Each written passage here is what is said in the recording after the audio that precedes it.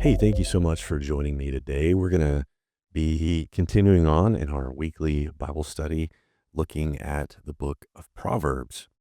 Today, we're going to be looking at a couple of different types of Proverbs. So, we're going to be in chapter 15.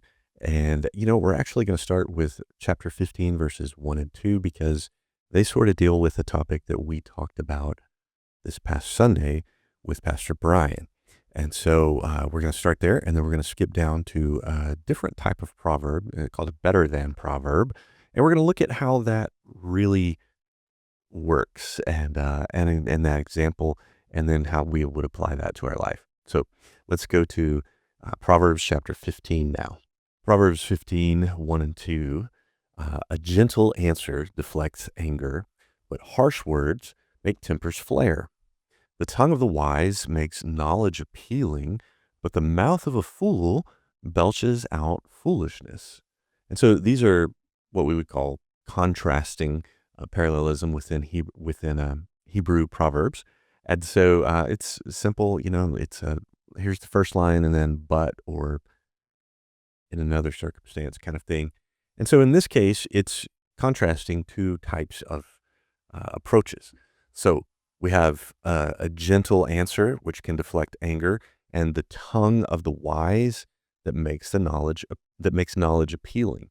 And so Brian talked about on Sunday similar things about how we need to control our tongue, and he referenced James and Ephesians in those sorts of things. But it's not just in those passages that we see that theme throughout the Bible. Here within Proverbs, we see this same theme, that the way that we use our words influences the world around us in a sense that actions have consequences. That's all I mean by that. I'm not saying that, our words create reality or anything like that. I'm just saying that the words that we use have certain consequences. And so when we answer a difficult question or a moment where there's something tense happening, if we do that gently, it can deflect anger. And if we speak wise words, and one of the examples Brian gave on Sunday was that even the foolish appear wise when they stay silent. So when we limit what we say to only the only things we know about, and we're willing to say, I don't know, when we don't know, rather than just make something up. If we can do that, then we will make knowledge appealing. So that's the consequence of the action. And then on the flip side of these two things, what are the ways that wrong speech, wrong use of the tongue, what are the ways that that influences or creates a consequence in the world that we live in? So harsh words make tempers flare. And, we see this on social media. We see it just in the way that we deal with conflict. I mean, I remember seeing it as a kid in sports that I played. Somebody gets onto a teammate for messing up or something, and then that teammate comes back even harder. And before you know it, boys are fighting, right? And so thankfully, a lot of times with boys, once the fight's over, everything's fine. But I can remember that kind of thing happening a lot. And so harsh words make tempers flare. But there's another part to this as well. The mouth of a fool belches out foolishness. So rather than being wise, foolish people who run their mouth all the time just spew out ridiculous things. And remember when I said it's better to say, I don't know, than to make something up? Well, that's because when we start just talking and running our mouth all the time, and foolish things, it's just going to create foolishness. And again, we see that on social media. And Brian kind of, I think, hit on the same theme Sunday when he talked about how people talk about trying to make a statement for everything. Oh, we got to have a statement on this, statement on that. And it just becomes nonsense. And so we want to guard against that. And so the tongue of the wise makes the knowledge appealing. And so the way that we use our words, according to Proverbs 15, has consequences in the world that we live in. So I hope that you'll think about how you use words this week and kind of use these guiding principles in the next few days. Okay. Now, there's also a section that I want to look at in this proverb, Proverbs 15, that is verses 16 and 17. And these are what we would call better than Proverbs. And it just means it's better to do this than to do that. And so we're going to look at these two particular examples in Proverbs 15, 16, and 17. It says, better to have a little with the fear of the Lord than have great treasure and inner turmoil. And then another one says, the next one, a bowl of vegetables with someone you love is better than steak with someone you hate. So these are interesting proverbs to me because, we don't want to have a little. And I don't know about you, but I don't want to only eat vegetables. But the thought that's being conveyed here, the principle is that the fear of the Lord or having relationships that are deep and amazing connections, people we love, that's more important than the marks of prosperity or the marks of success in the world that we live in. And so it's better to have a little, to not have wealth and fortune and fame.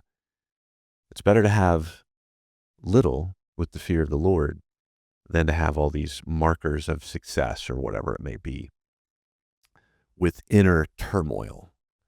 I'm always reminded of, the simple fact that most people who win the lottery end up going bankrupt within, 5 or 10 years. I can't remember exactly, but you can look it up. A lot of them, my wife would say, you better be careful. So a lot of them tend to go bankrupt when they win the lottery. And it's because they have this inner turmoil going on there.